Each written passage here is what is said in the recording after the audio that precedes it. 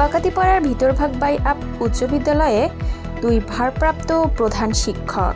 ব্যাহত হচ্ছে প্রশাসনিক কার্যক্রম ও পাঠদান। বাগাতিপাড়া নাটোর প্রতিনিধির পাঠানো তথ্য ভিডিও চিত্রে বিস্তারিত।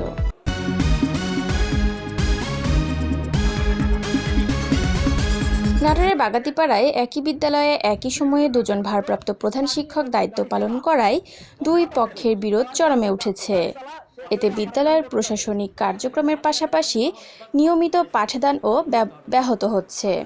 এর প্রভাব পড়েছে শিক্ষার্থীদের উপস্থিতিতেও। ঘটনাটি ঘটেছে উপজেলার ভিতরভাগ বাইআপ উচ্চ বিদ্যালয়ে। বিদ্যালয়টিতে মোট 130 শিক্ষার্থীর মধ্যে নিয়মিত উপস্থিত থাকছে মাত্র 40 থেকে 50 জন বলে জানা গেছে। শিক্ষক, শিক্ষার্থী ও অভিভাবকরা দ্রুত প্রধান শিক্ষকের দায়িত্ব নিয়ে চলমান বিরোধের অবসান ঘটিয়ে বিদ্যালয়ের স্বাভাবিক শিক্ষা কার্যক্রম ফিরিয়ে আনার দাবি জানিয়েছেন। বিদ্যালয় সূত্রে জানা যায়, প্রধান শিক্ষক মাহমুদা খাতুন 1994 সালের 2 জুলাই বিদ্যালয়ে যোগ দেন। চলতি বছরের 30 মে তিনি অবসরে যান। এরপর সহকারী প্রধান শিক্ষক মোহাম্মদ রফিকুল ইসলামকে ভারপ্রাপ্ত প্রধান শিক্ষকের দায়িত্ব দেওয়া হয়। তবে রফিকুল ইসলামের নিয়োগ নিয়ে 2017 সালের পরিদর্শন ও নিরীক্ষা অধিদপ্তরের তদন্ত প্রতিবেদনে প্রশ্ন তোলা হয়েছিল।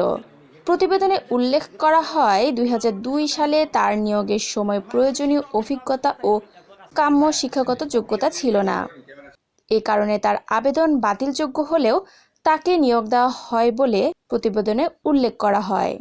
প্রতিবেদন অনুযায়ী 2002 সালের 1 জুন থেকে 2017 সালের 31 মার্চ পর্যন্ত রফিকুল ইসলাম বেতন হিসেবে 14,26,038 টাকা গ্রহণ করেছেন, যা সরকারি কোষাগারে ফেরতযোগ্য বলে উল্লেখ করা হয়।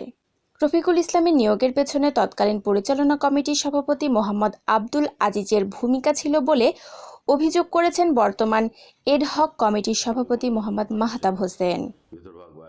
প্রধান শিক্ষক রিটায়ারমেন্টে যাওয়ার পরে প্রতিষ্ঠানের ভারপ্রাপ্ত প্রধান শিক্ষক হিসাবে ম্যানেজিং কমিটির আলোচনা সাপেক্ষে মোহাম্মদ জামাল উদ্দিনকে আমরা সিনিয়র শিক্ষক হিসেবে তাকে ভারপ্রাপ্ত প্রধান শিক্ষকের দায়িত্ব দেওয়া হয়। 2002 সালে একটি অবৈধ নিয়োগের মাধ্যমে তৎকালীন কমিটি একজন শিক্ষক, উনি মোহাম্মদ রফিকুল ইসলাম, ওনাকে নিয়োগ দেয়। কিন্তু তার নিয়োগের যোগ্যতা সম্পর্কে 2017 সালে অডিট আপত্তি থাকে, যেখানে তার বিগত দিনের স্যালারিটা ফেরত দেওয়ারও বিষয় আছে। এ মর্মে বাংলাদেশ শিক্ষা অধিদপ্তর থেকে একটি চিঠিও আসে। তবে আমি চাচ্ছি যে এটা শিক্ষা মন্ত্রণালয় বা শিক্ষা ডিপার্টমেন্টের সঙ্গে যারা জড়িত আছেন তারা সঠিক তদন্তের মাধ্যমে এটার একটা সুন্দর সুষ্ঠু সুরাহা করবেন। তবে এইসব অভিযোগ অস্বীকার করেছেন তৎকালীন পরিচালনা কমিটির সভাপতি মোহাম্মদ আব্দুল আজিজ। কোনো অযোগ্য প্রার্থীকে আমরা নিয়োগ দিইনি। উনি যদি প্রমাণ করতে পারেন তাহলে প্রমাণ করুন। আমি নিয়োগ দিয়ে থাকি, আমি বলেছি যে আমি অনেকদিন আগের কথা তো সঠিক মনে নাই। সভাপতি নিয়োগ দিতে পারে না, সবাই মিলে কমিটি দেয়। আচ্ছা, যদি কমিটি দিয়ে থাকে তাহলে যোগ্য প্রার্থীকে যোগ্যভাবে। অন্যদিকে যোগ্যতা না থাকা সত্ত্বেও কিভাবে নিয়োগ পেলেন এমন প্রশ্নের জবাবে রফিকুল ইসলাম বলেন, শিক্ষা বোর্ড আছে, আমি তাদের কাছে জবাব দেব। সাংবাদিকদের কাছে কিছু বলবো না। মাধ্যমিক শিক্ষা অফিসার আমাকে এই চেয়ারে বসিয়ে গেছেন। শিক্ষা বোর্ড আছে, মাউসি আছে, এর কাছে ওরা আমাকে শিক্ষা জিজ্ঞাসা করলে ওদের কাছে বলবো, আপনার কাছে সাংবাদিকের কাছে আমি কিছু বলবো, ওরা দেখবে আমার দায়িত্ব। আর গত 15 তারিখে আমাকে সিআরএ বসাতে দিয়েছে। এদিকে বিদ্যালয়ের সাবেক প্রধান শিক্ষক মাহমুদা খাতুন অভিযোগ করেছেন, 2002 সালে আমার অগোচরে বিদ্যালয়ের তৎকালীন সভাপতি মোহাম্মদ আব্দুল আজিজ যোগ সাজস করে রফিকুল ইসলাম নামে একজন সাধারণ BA পাস লোককে সহকারী প্রধান শিক্ষক হিসেবে নিয়োগ দেয়। বিদ্যালয়ের পুকুর লিজের 98,001 টাকা বিদ্যালয়ের কোষাগারে জমা না দিয়ে তৎকালীন সভাপতি মোহাম্মদ আব্দুল আজিজ আত্মসাৎ করেছেন। তিনি এই অভিযোগেরও তদন্ত দাবি করেন। বিদ্যালয়ের বর্তমান পরিস্থিতি সম্পর্কে উপজেলা মাধ্যমিক শিক্ষা কর্মকর্তা মোহাম্মদ ওয়াজেদ আলী মৃধা বলেন, নিয়ম অনুযায়ী রফিকুল ইসলামকে ভারপ্রাপ্ত প্রধান শিক্ষকের দায়িত্ব দেওয়া হয়েছে। আমি তো এতগুলো যাই না।